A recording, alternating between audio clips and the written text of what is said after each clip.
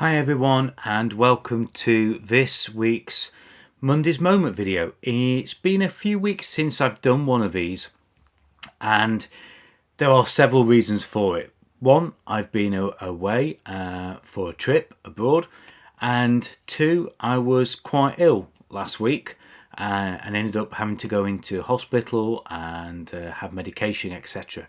And that's what I want to talk about in this video, the lessons that I've learned in the last couple of weeks. And I'm going to share just 3 of them with you today. See you in a moment.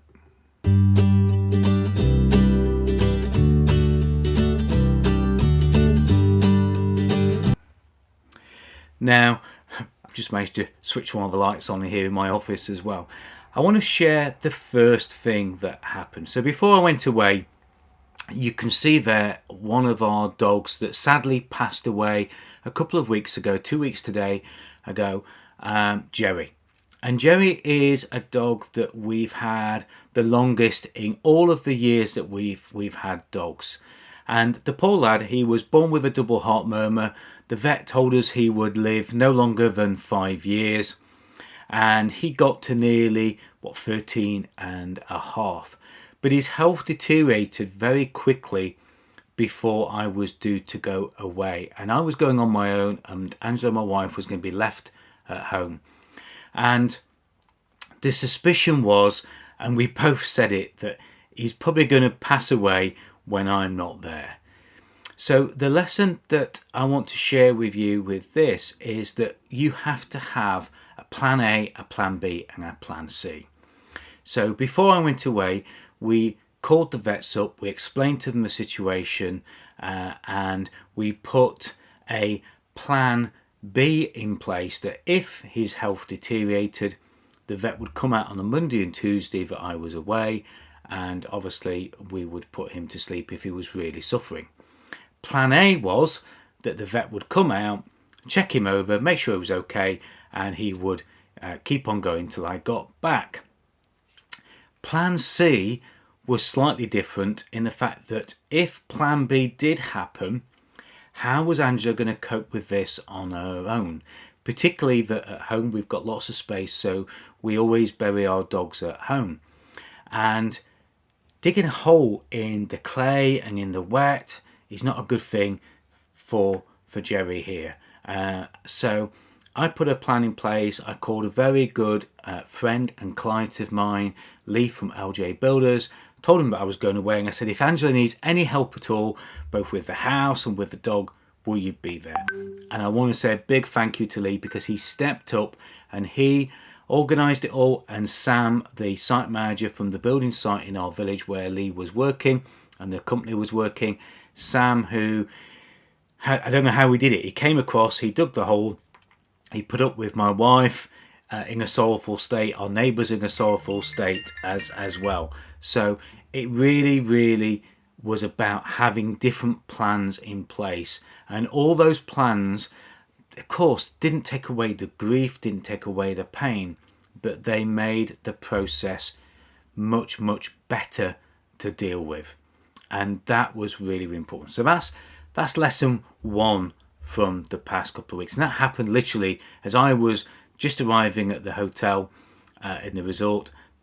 This was all happening, and Jerry had the vet out there, and really sorry, really sorry to lose him. He was a beautiful boy.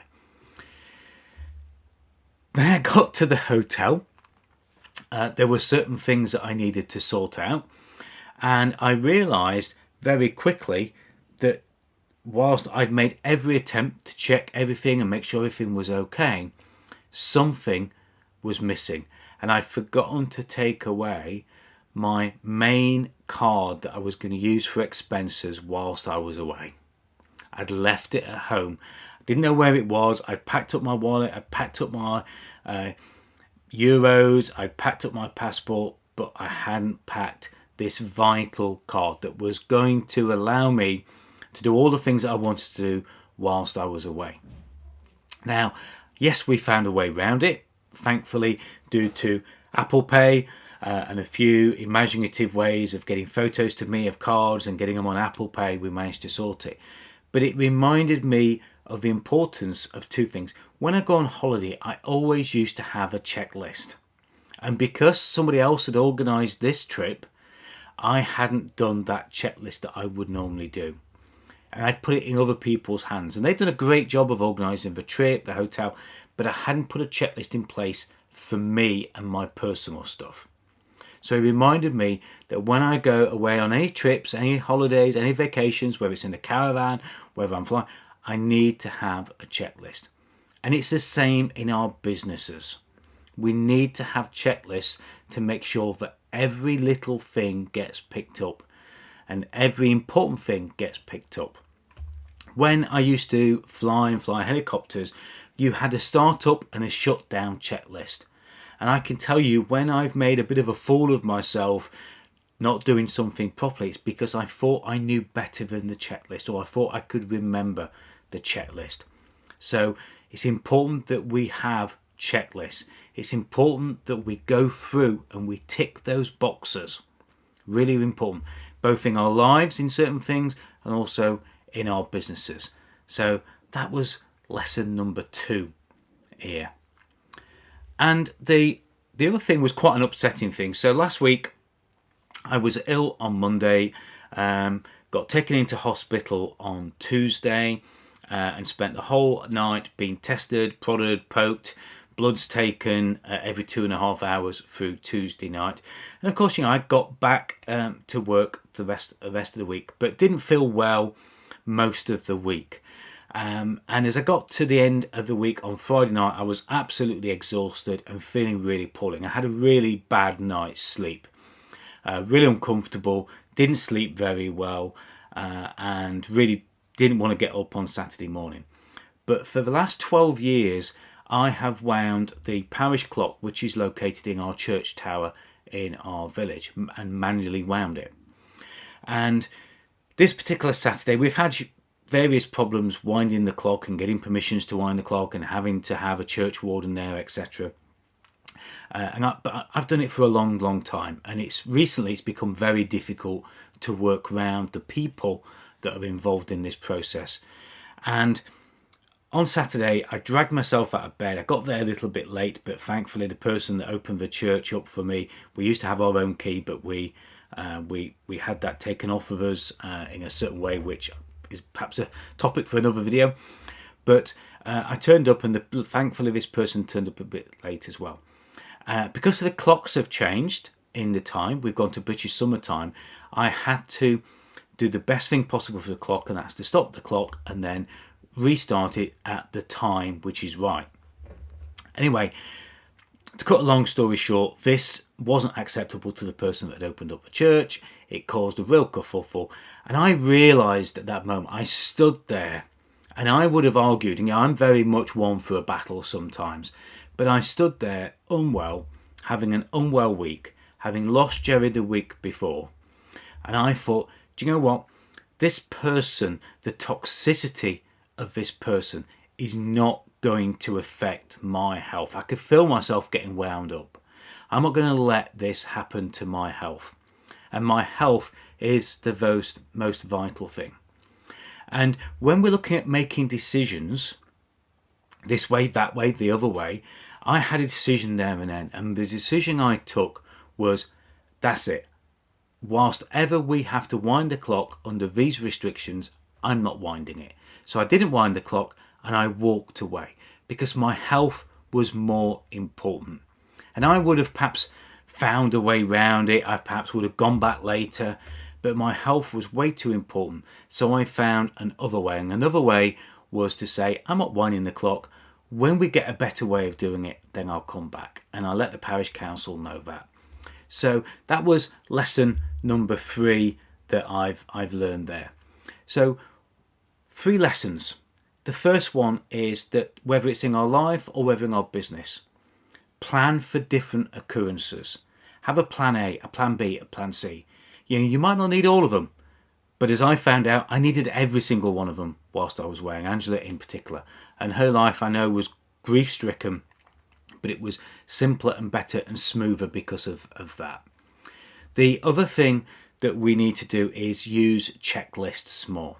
make sure we don't take things for granted. Don't trust our memories. Don't trust our muscle memory that, oh yeah, we've done it that many times, we'll know what to do. Look to a checklist.